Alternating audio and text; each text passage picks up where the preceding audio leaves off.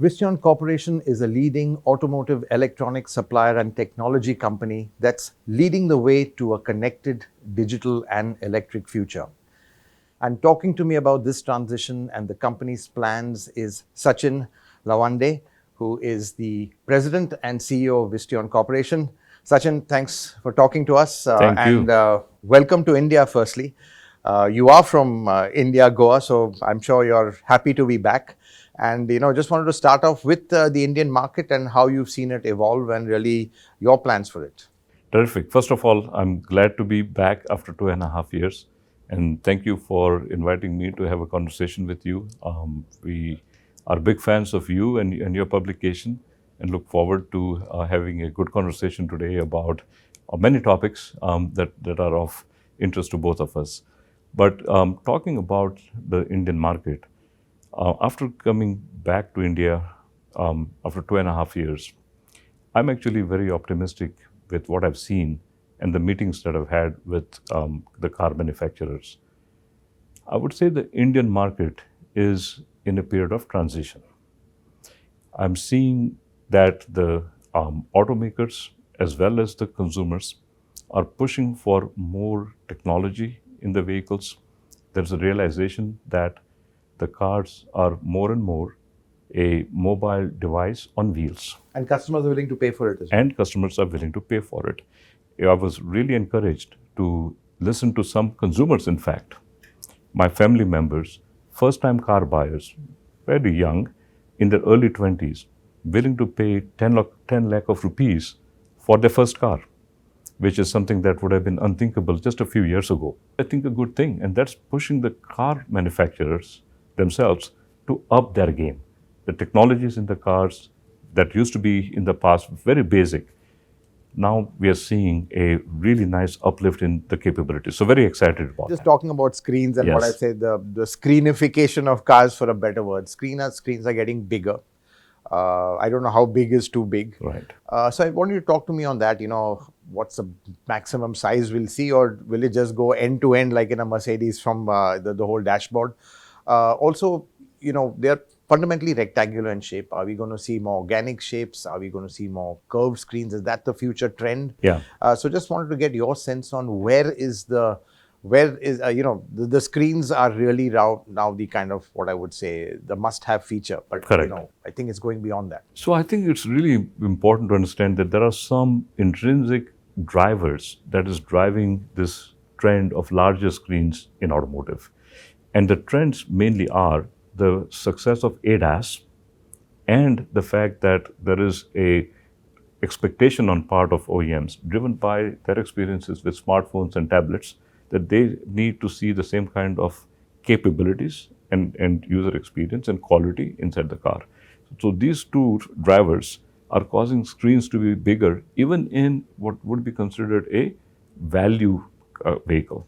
So the third driver is the popularity of CarPlay and Android Auto. Right? These are technologies that allow you to project from your phone into the dash of the screen.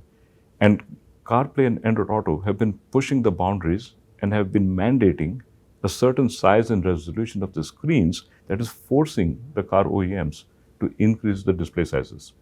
So the cluster... Is that because of a multiple display?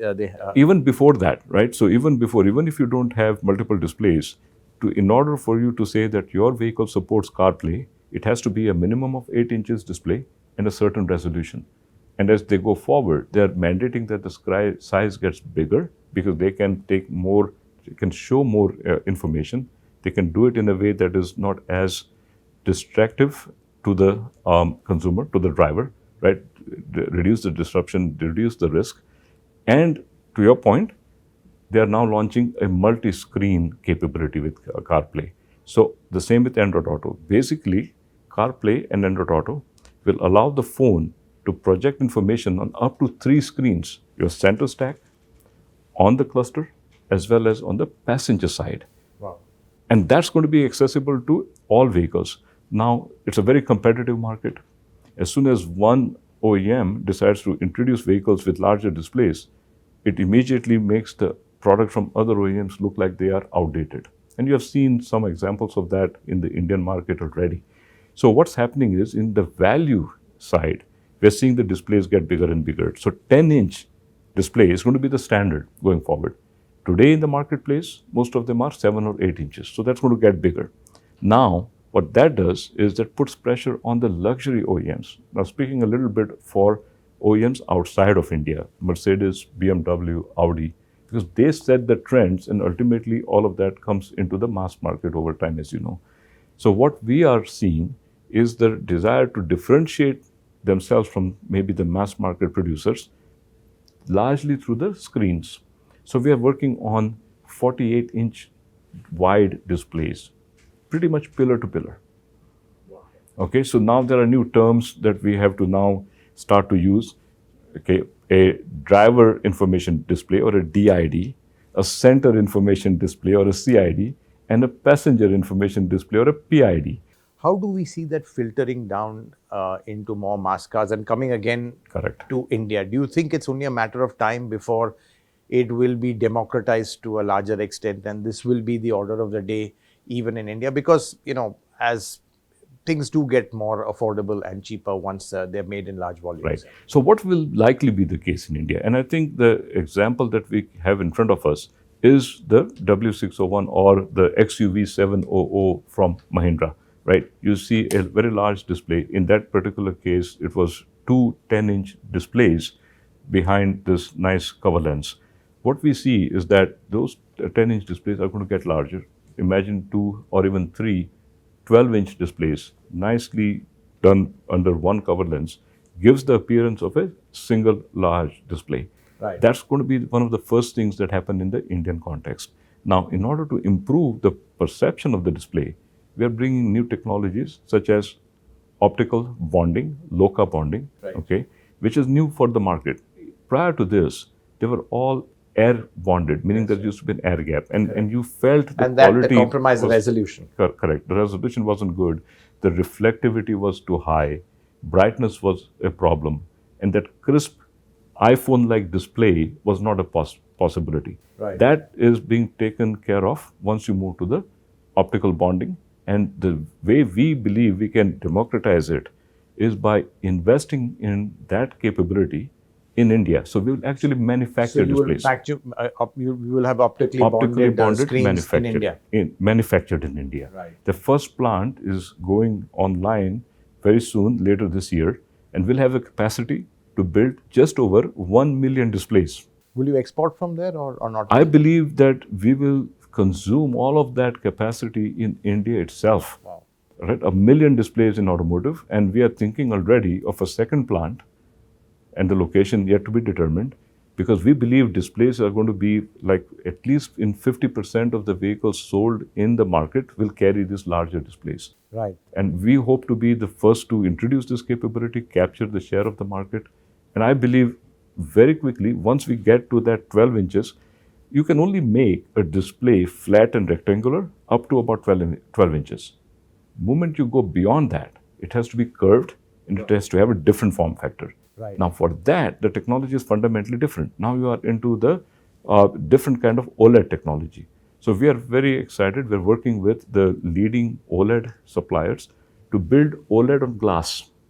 So OLED on glass fundamentally lowers the cost, allows us to have different shaped glass. We know how to make glass have different shapes and curvature. There are different ways to do that, either hot formed or cold formed, but there are ways to do it. And then you build OLED on top of it. So imagine you'll have this curved glass display that fits the form factor and design of your instrument panel, Right. but it's a display. And when it is turned off, it's pitch black. Right. But so do you think, obviously this is at the higher end and you were talking about, manufacturing over here to make it more accessible Correct. in terms of cost.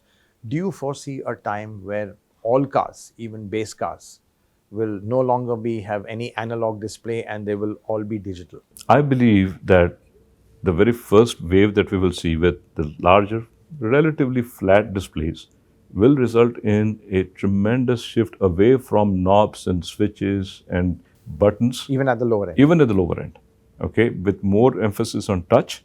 And we'll talk a little bit about voice capabilities. That's what I want to Yes, get over there. yes. Because, let's be honest, from a safety point of view, there is a debate. We are missing knobs, the tactile factor. You can just adjust without taking your eyes off the road.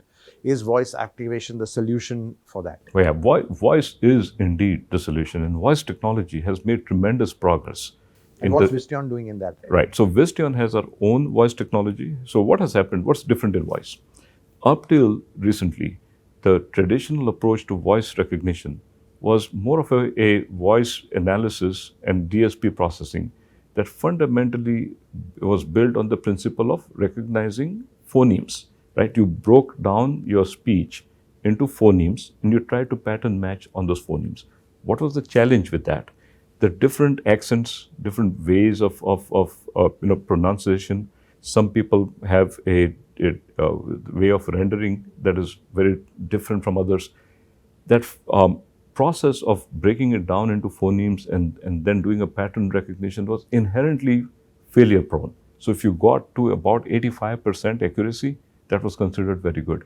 But 85% means that you miss 1 out of 10 words. Correct. That's not good enough. Right? Now, what changed that?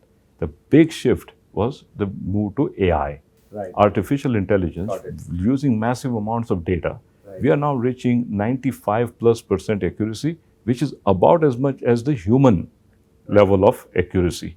And about 96, 97 is what you need to get to essentially consider it as perfect. So we are about there already today.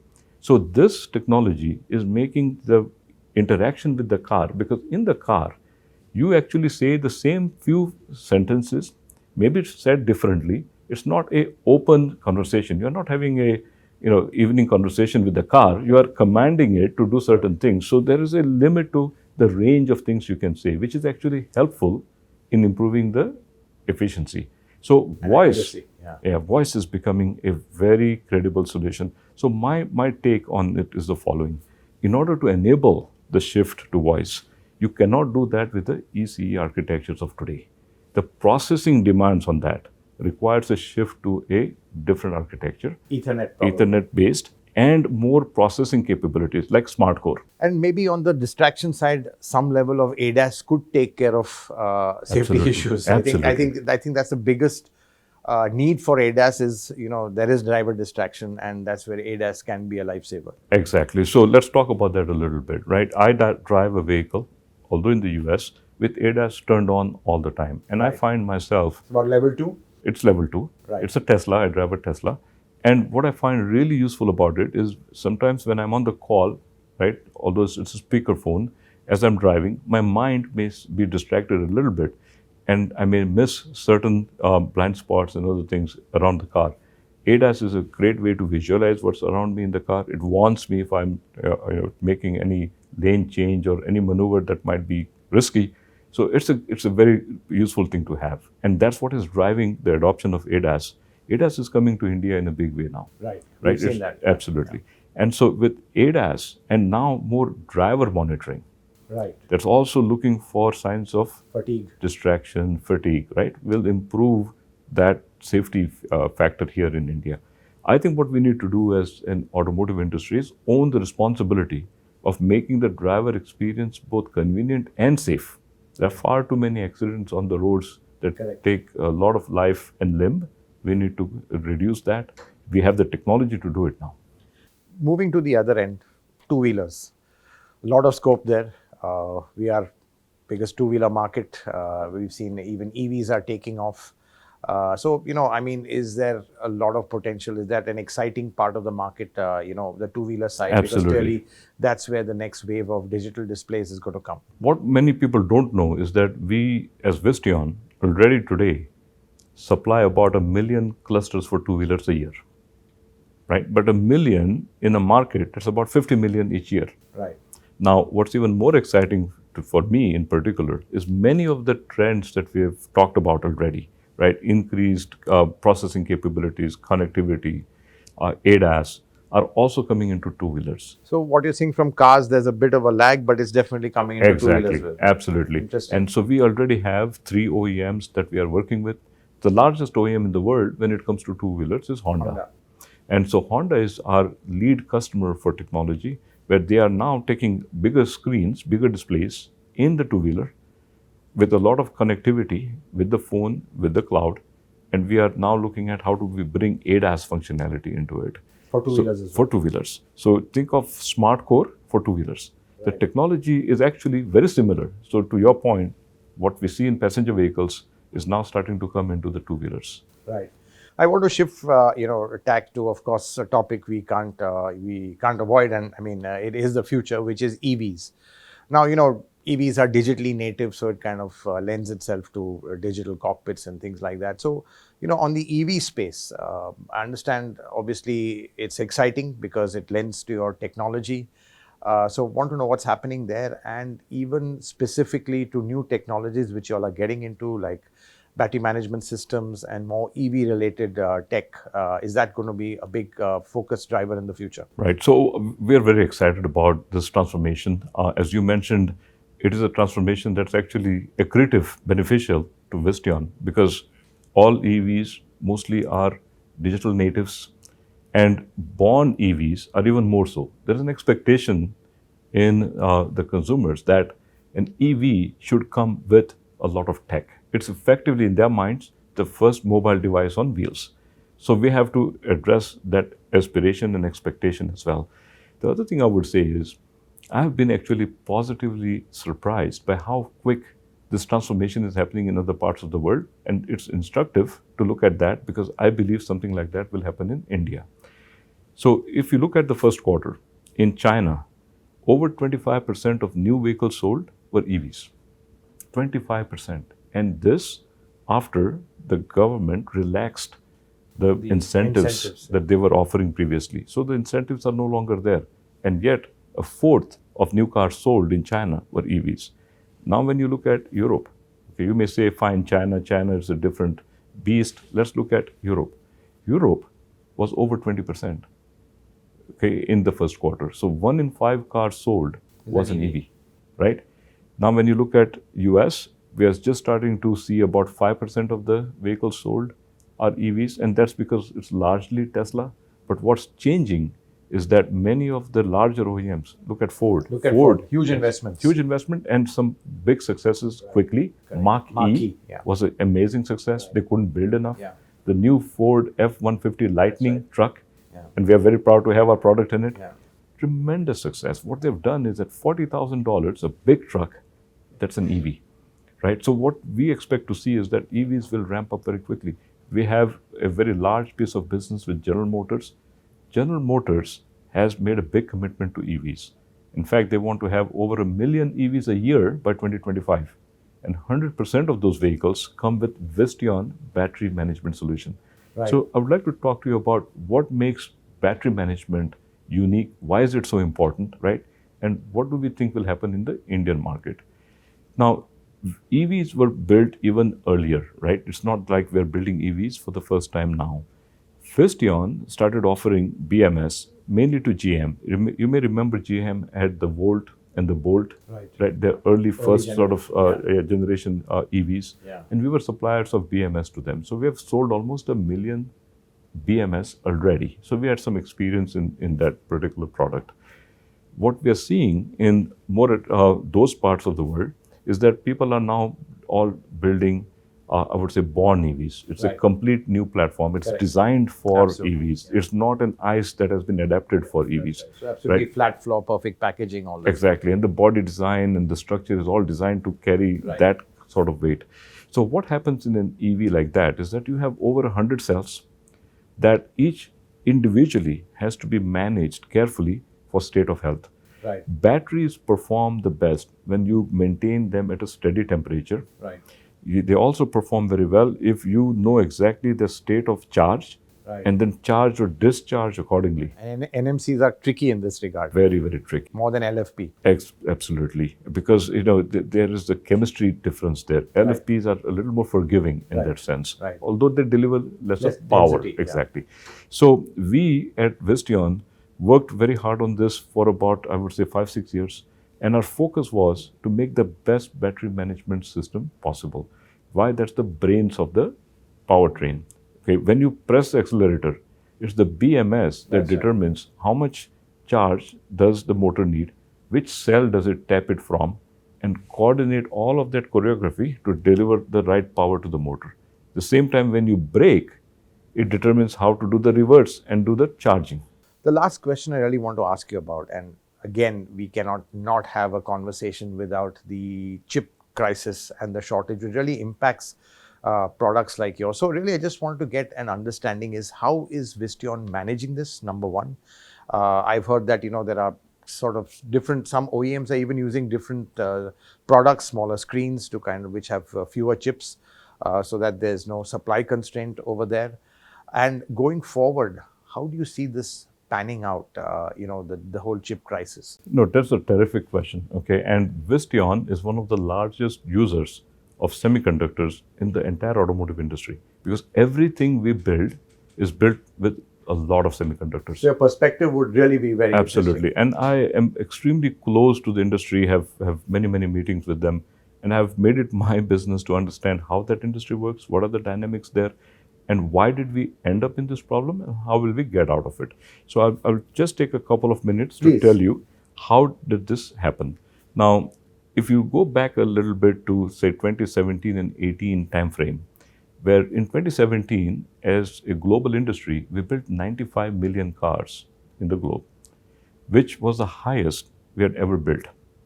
Okay, so at that point in time, the industry was expecting a slowdown because, as you know, this industry is cyclical. And so everybody was expecting a down cycle. And a down cycle, typically, if you go back 40 years and analyze, lasted 2 to 3 years maximum, and then we would come back up. So the automotive industry knew this, the supply base knew this. So going into 2019, everybody was pressing the brakes and in adjusting spending, adjusting the capacity. So we were expecting a slowdown, and the slowdown did indeed start. Okay, from 2017 of 95 million, we came down in 2018. In 2019, we were at 88 million units globally.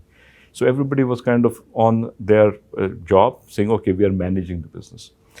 But then when 2020 occurred and we went into this pandemic situation, one thing the industry did, which perhaps in hindsight it shouldn't have, but in the heat of the moment, it's hard to tell anything. They pulled their orders. Panicked. Okay, now the automotive industry may do that, but the semiconductor industry does not work with very short lead times.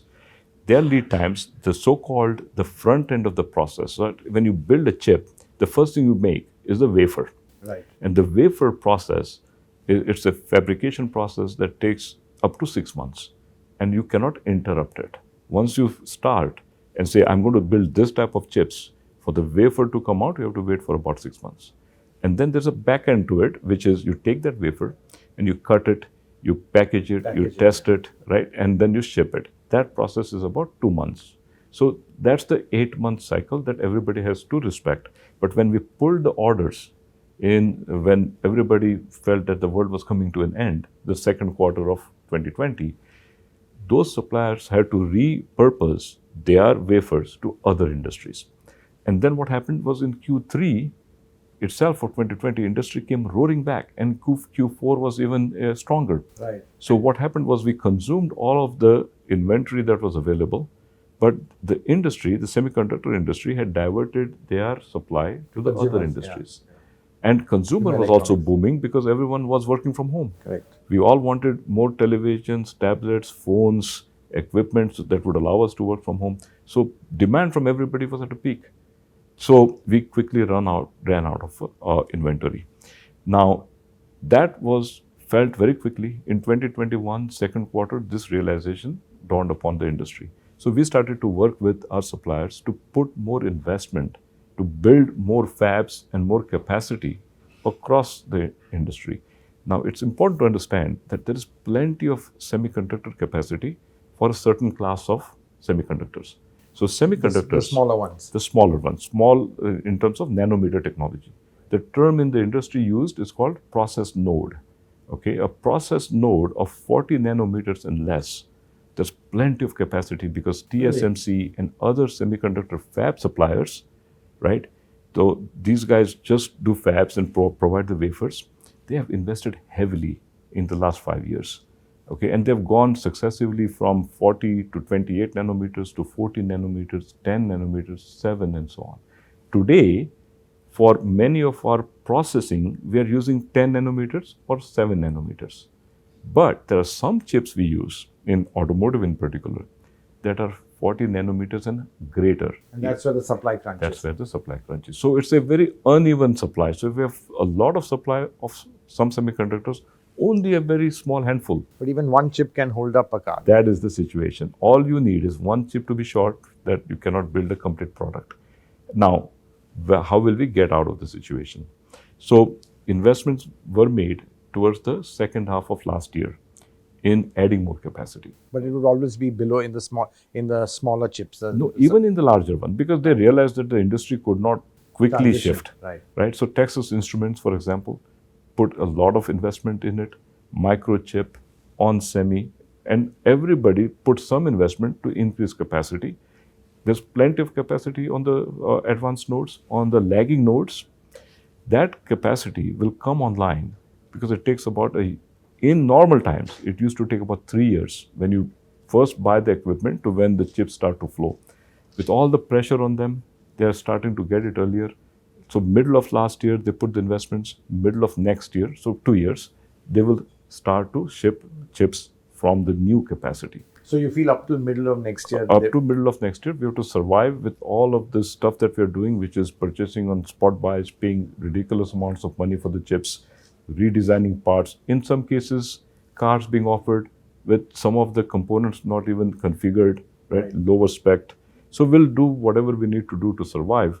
But I expect us to be back into the excess capacity situation with semiconductors by middle of next year. Right. And at that point, nobody will be talking about semiconductors anymore. This will be behind us, thankfully, and I think all of us will heave a big sigh of relief. What would you think in this interim until July 23 or the middle of 23 is the way forward? What are the smart things OEMs need to do to kind of survive through this chip crisis? We've seen something even with your displays. To be honest, some manufacturers have gone from 10-inch to 8-inch just to take advantage of that, displays with fewer chips. Is that one of the kind of smart ways to do it? There are 3 things that we advise our customers. Number 1 is to have that flexibility, what you are referring to. Be nimble to use different products that are available, right? Because not everything is in short supply. What's interesting is displays were a critical issue for us last year, okay? And going into the end of the year. The biggest problem, if you were to ask me the same question like October, November last year, I would have said displays. Today, displays are not a problem. We have built enough capacity and we are getting the product.